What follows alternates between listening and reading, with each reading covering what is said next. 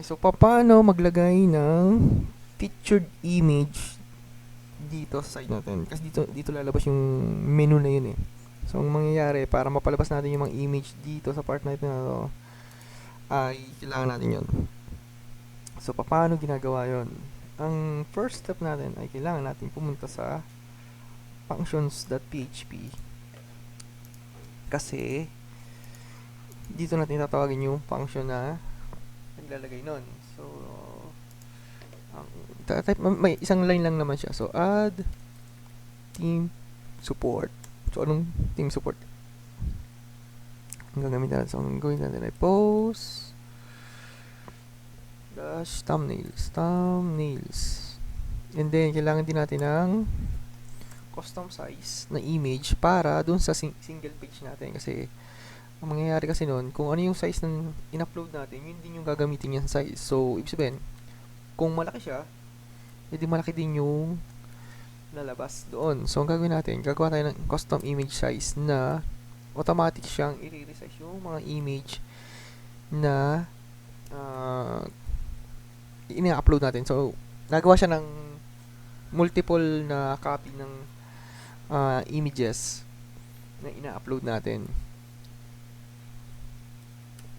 para pumasa ka sa Google page speed insight, yung pan-check ng kung nasusunod mo ba yung standard ng Google para sa mga images. So, yun. Ito na tinap ko, image size. So, kailangan niya ng name, kailangan niya ng height, ito yung width, ito ang kanyang height, tapos kung ikakrop mo ba siya, hard crop, true mo lang yan. So, team support para ma-activate, add image size para makapag-resize ka ng custom size na image. Okay? So, every time na mag-upload ka, magre-resize siya ng ganito. O meron siyang copy na ganito. Okay? So, save. Balik tayo dito. So, pumapasin nyo, wala siya dito. Pero, kapag reload, add image size, identifier, syntax error. Okay, walang semicolon. Wala kasing tawag doon. Yung automatic na nagse-semicolon eh. Yan. Okay, so mapasin nyo, yan. Meron siya. Image, featured image. So, pag nilagay natin yan, nalabas na yung image sa dito. Pero, before natin siya malagyan, kailangan muna natin siyang ilagay doon sa template natin. So, currently kasi, ang template natin ay index.php. Comment lang natin doon. Ito. So, burahin lang natin yung image na by default na yung nilagay nating image. Yung dolphin, yun. Tanggalin nyo lang yun. Yan. Tapos, dalawa yun. Ito. So, featured image. Hanapin nyo lang yan. Delete nyo lang yan. Okay. Ilalagay natin dyan ay ito. So, ipapaste ko na lang ha. Kasi, yan. So, ito, ang ginagawa niya, if has post thumbnail. So, ibig sabihin, check niya kung meron kang post, yung post mo ay merong thumbnail. Ang thumbnail dyan na tinutukoy is yung featured image. So, kung meron kang featured image, kung true yun, pakita mo yung image. Ganun lang. Sine-check lang niya yan. Para lang hindi mag-error agad kung walang featured image. Okay? So, tapos, saan ba yung isa pa? Yung isa pa ay dito, sa latest image. So, dito, lagay mo lang yan. Paste mo lang din yan. Save. Okay. Okay. Feel ko okay na yan. So, pwede na tayo maglagay ng image. So, kunwari, mag-download tayo. Kunwari, Google Pixel. Stock photo tayo. Kunwari, ito na lang. Ito, kasi dapat yung medyo pahaba na konti. Landscape. Nature. Ito to. Dolphin natin. So, save na. Bumawa tayo ng copy nito. Ayun, nakalagay na pala dito. Kit 1, okay. Issue daw, TCP blocks, okay. So, gawin natin ay, punta tayo dito. Click nyo to. Okay. Tapos, select files. Piliin nyo lang yung Dolphin. Yun, meron na tayong Dolphin.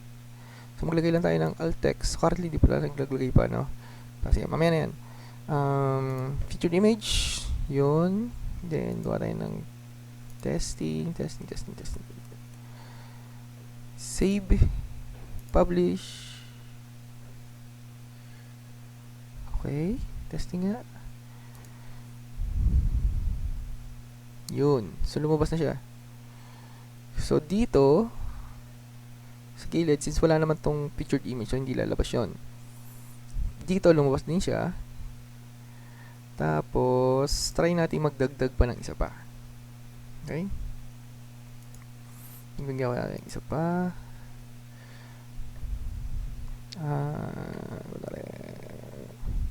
Vlog naman. Vlog, pictured image. Yun ulit. Title, iba naman. Tingnan niya, wala ka na. Okay, gumagana siya. Pero may problema, magkakaproblema tayo. Dahil yung loop dito at loop dito, yung ating loop is pare-pareho. Yo? Kung ano nilagay dito, yun din yung nakalagay dito. So, dapat, meron kang, kunwari, tatlong top story. Tapos, yung mga ibang story mo naman, dito lalabas. So, currently, kapag lagay tayo na naglagay, kung ano nilagay natin sa post, ano nangyari ay, yun din yung nalabas dito at lalabas dito. Isa lang. So, ibig sabihin, isa lang yung loop natin. Oo. Yun yung ginawa kasi natin. Pare-pareho tayo ganito. So, ibig sabihin yan, ay pare-pares lang yung lalabas from doon sa post natin, doon sa mga post na ginagawa natin. So, problema yon. Pero, ang gagawin natin ngayon ay, actually, wala pa pala to. Hindi pa natin ito nagagawa pala, no? Gawin na natin to. Okay? Yung ito. Kaya pala parang iba yung nalabas dito. So, gawin na natin to. So, gagawin natin dyan ay copy lang natin to ulit. And then, i-paste natin to. Nasaan ba ang dulo nito? Yun. So, dulo. Ito ang dulo nito. Enter. So, ito ay isang box. Yan. So, ilagay mo lang to. Paste mo lang. And then, yung ating end while ay end while dito. Save. Tapos ito, gagawin lang natin dito ay yung katulad nung WP trim words.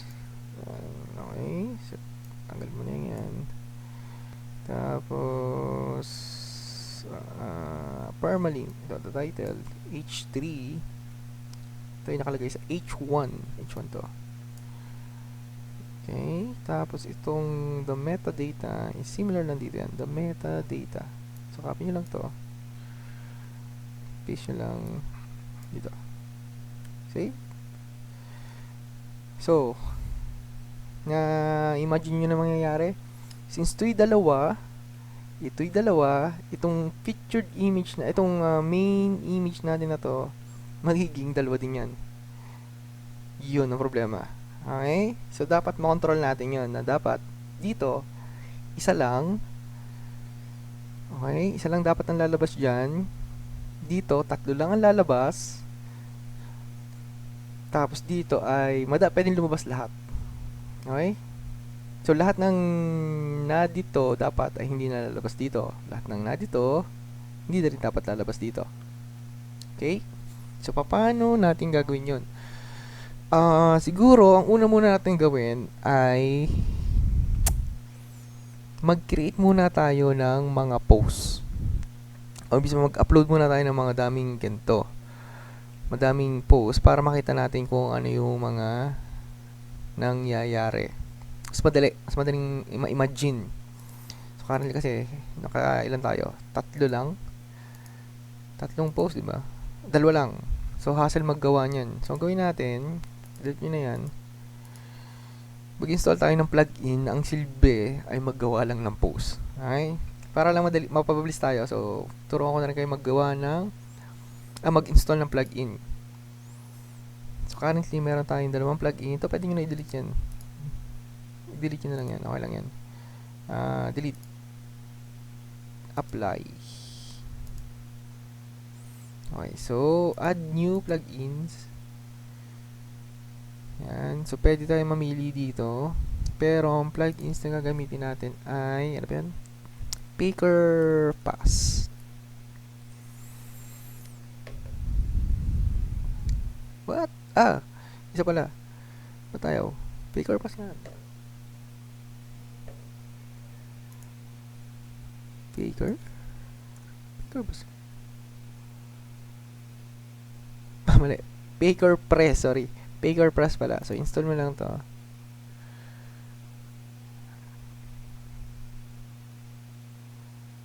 So, mapapabilis ang buhay natin ito at makakasave tayo ng oras.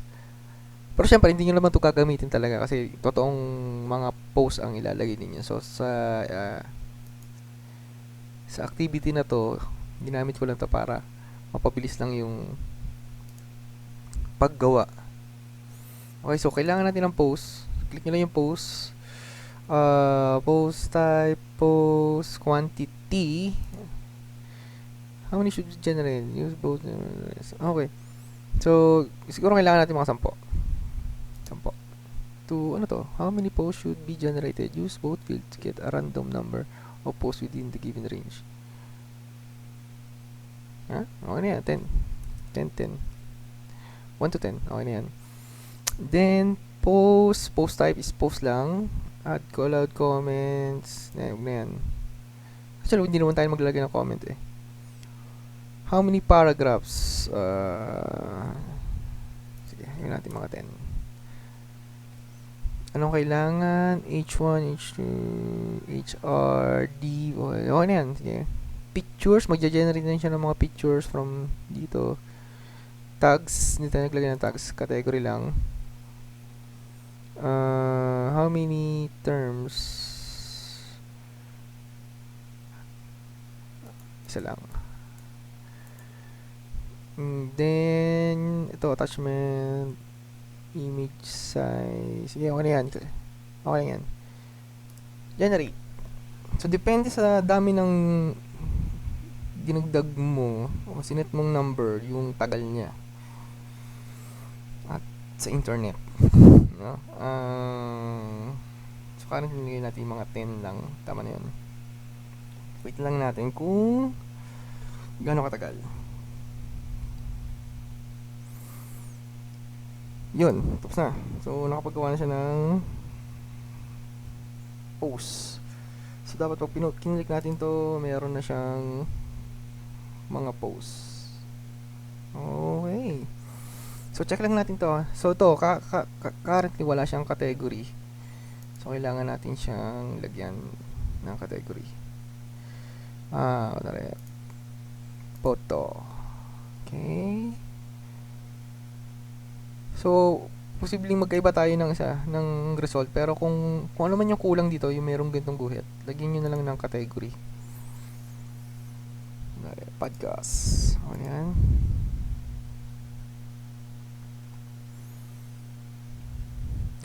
Okay. So, ano pa bang papalitan natin dito? Wait, tingnan natin yata ano, 1111. Palitan na natin. So, nakalimutan natin palitan. So, ganyan lang.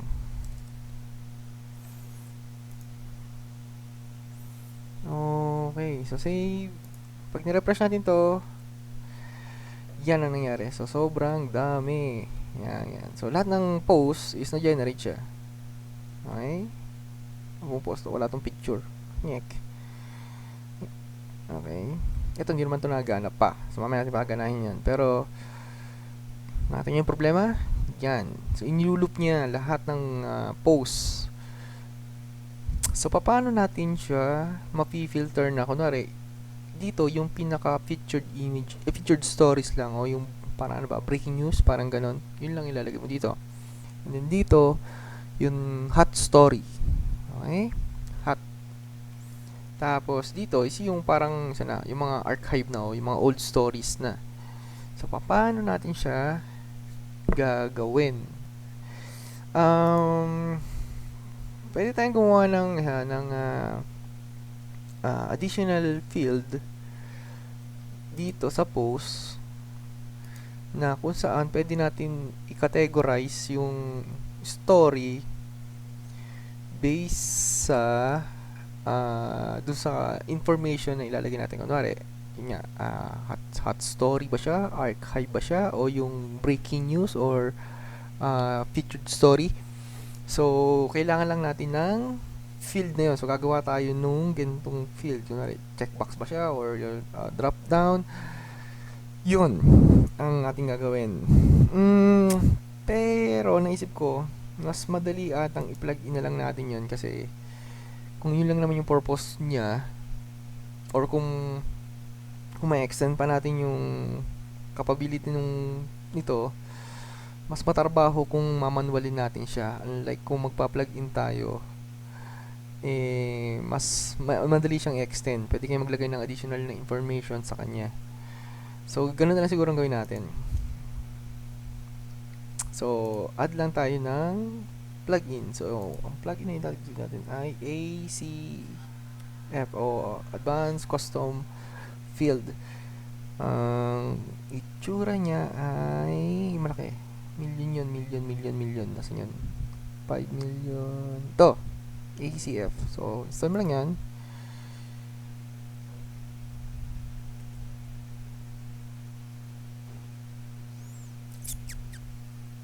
Activate. Yun. Okay, so meron na tayong advanced custom field. So, saan makikita to? Yan ay makikita sa saan ito? Yan. So, magkakaroon kayo ng ganitong field. So, gawin natin yan. Gawa tayo ng add new field. So, ang label niya ay post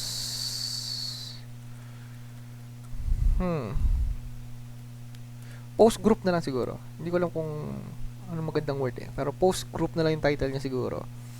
And then ang label niya ay group na lang. Group. Okay? Then, ang gagawin natin sa kanya ay radio button. Para walang way para maging multiple yung value niya. Lagi 1:1 lang. So, dito sa choices, maglagay lang tayo ng 3. So, ang una ay maganda. Featured. Okay? Pangalawa ay hot. Yan na lang. Hindi ko alam. Bahala kayo kung anong gusto niya. Pero yan yung palalabasin natin doon sa left side. Ito doon sa pinakailalim naman, archive na lang. Archive. Yan. Okay? After nyan, saan siya nakalagay? Tapos, saan natin siya nakalagay? Okay. So, dito. Sa location. So, currently, ang condition niya is kapag ang post type niya ay equal sa post, which is yung kailangan natin, which is dito sa post, mag-a-apply tong fields na to. So, pag pinablish mo siya, okay ba? So, pagtingin natin dito sa post, meron na siyang meron na siyang mga ganito. Okay? So, ang gagawin lang natin dyan ay lagyan lang natin siya. I-group lang natin ito. Kunwari, 3 hot.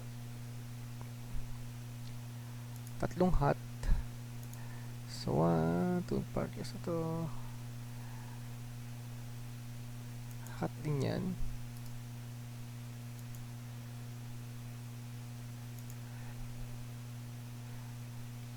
Tatlong hot. Okay.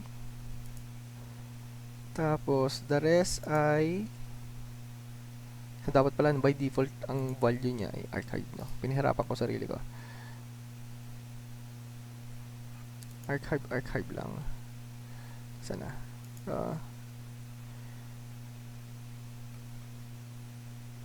Archive. Pwede bang siya? Pwede bang i-edit ito ng quick edit? Wala. Hindi pwede dito. So, i-custom mo pa rin yan sa quick edit. Isasama mo pa siya. So, baka magtagal tayo. So, palitan nyo lang siya ng archive lahat. Meron na kasi tayo yung tatlong hot at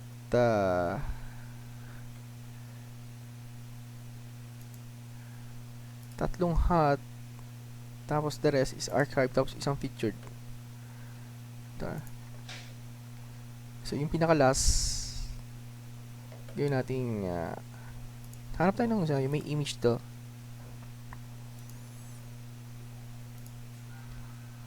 Hanap tayo ng isa pa. Yung may image. Yan, ito. Gawin natin itong featured. So, isang featured, tatlong hot, tapos the rest is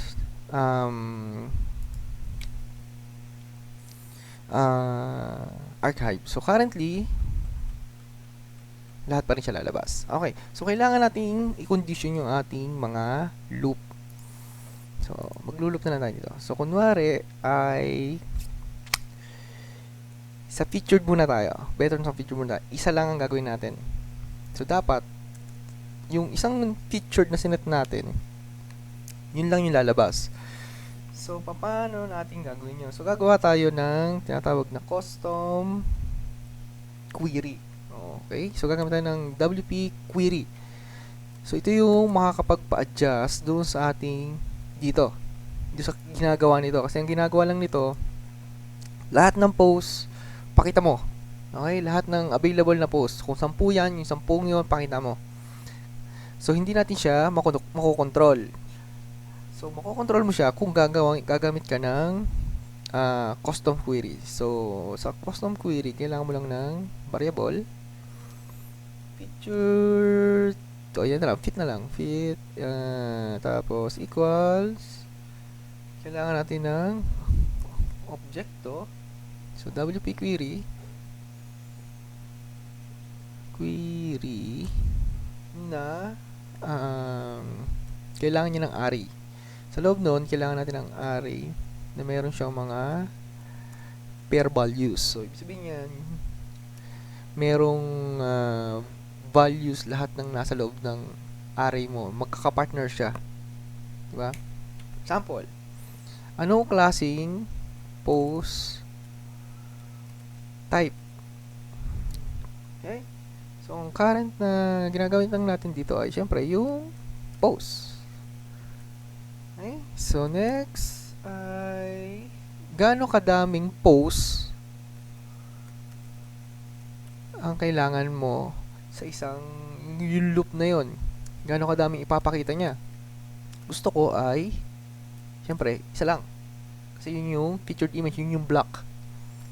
So, tapos paano natin siya mase-select dun sa post natin? So, kailangan natin ng meta key. So, yung meta key, yung nilagay natin na value dun sa in-install natin na custom field, which is, ang kailangan natin ay ano ba na? Featured.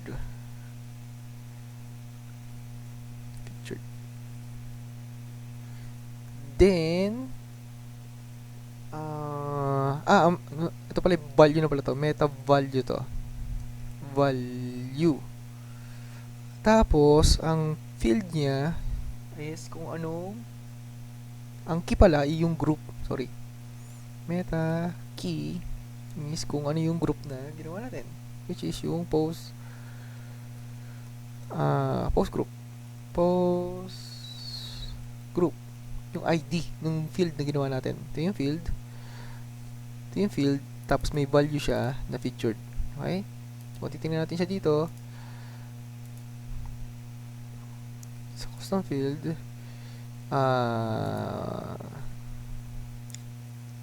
ito yung... So, hindi pala. Ito yung group lang pala dapat. Sorry. Post group na lagay ko. So, group lang. Ito yung field. And then, ito yung value niya. Ito yung mga value niya. O posibleng value niya. Okay? So, mali yung nilagay ko. So, group lang dapat to. Okay? Then, ito ay F. Dapat. Kasi mataas. Yeah. Oh, tama. So, testing natin kung gagana. Gagana kaya siya? Single quote expecting meta value. Okay. Meron tayong kulang. Wala tayong comma. Okay. Hindi siya gumana. Kasi, itong ginawa nating new object na to ay hindi natin i-connecta dito sa post na to. So, kailangan gamitin mo tong variable na to para ipasa yung mga value na to dun sa loop mo. So, paano natin gagawin yon? So, ito, dali lang yon. Ganyan lang. Copy-paste na lang natin para mabilis. Paste. Paste. Save. Oops. Lumiit. At anong nangyari ay isa na lang yung lumabas. So, mapapansin mo, ito lang yung nilagyan natin ng featured ratio. Yan. Okay, tingnan natin yan. Kung mapapansin nyo, siya lang yung nilagyan natin ng featured. Diba? Naka-featured siya. So, testing natin. Gawin natin tong archive lang. Okay, then hanap tayo ng isang picture, kunwari, itong bali, ito pinakailalim. Okay, so currently wala siyang ganito, wala siyang thumbnail, pero pag pinili natin itong featured, in-update natin siya, so dapat to ay magpapalit. Yeah, ayos na, nagpapalit na siya. So, ganun din yung idea dito sa dito. So, currently, lahat pa rin, pinopost niya. Dito, ganun din. So, dito, gagamit naman tayo ng pagination. So, mamaya na yun, pagination. So, balik tayo dito. So, ang gagawin lang natin talaga dyan ay, pwede natin ito kopyahin na lang. Dito. Okay. So, imbis na fit, kunwari ito ay hot. Okay? So, sa hot natin, ang value niya is yung hot. And then, ipapasa lang natin itong value na to o yung object na yun dito sa mga functions na to. Okay? So, dapat to ay magiging isa na lang. Well, tatlo. Bakit tatlo? Tatlo ba siya? Bakit naging tatlo lang siya?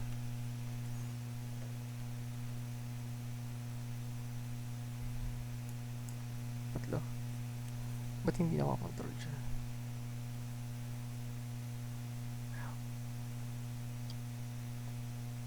Actually, siguro more than one yung ating nakahat. Pero dapat isa lang yung nakahat dyan. Post, mali. Post per page. So, hindi gagana. Yan, post per page. Nagkataon lang dito na isa lang yung hot talaga, kaya gumana. Pero dito, hindi siya gumana kasi post per page. So, yun, isa na lang. So, makakontrol mo yan dito. So, maglagay ka ng tatlo. Papakita niya yung tatlong hot. Okay? So, next, dito. So, ang gagawin natin dito ay same procedure. So, copy mo lang to. Tapos, saan ba yung nagluloop? Yan, dito. Sa ibabaw lagi nito. So, kailangan na natin ay post, purge. Kailangan natin siguro mga 6 lang. Okay, 6. Kaso, pag 6 yan, walang pagination. No? Kailangan ng mga 3 lang. Wala. 3 lang. And then, ang group niya ay archive. Tapos, galing ko, archive. Save. Tapos, hot. Gawin natin itong archive. Archive. So, pasa mo lang yun, do. Pasa lang ng pasa. Okay, next. So, dapat to ay maging yun. Puro archive na lang yan. 3 archive. So, gawin natin tong 4. Testingin natin. 4. Hindi nga, 4 din siya. So, gawin natin tong 3 lang. Pero, testing natin. Gawin natin to ay hot. So, dapat, kung ano yung na dito, kung ano naman yan, hindi nyo magiging dito. Yun. So, nagpalit na rin siya.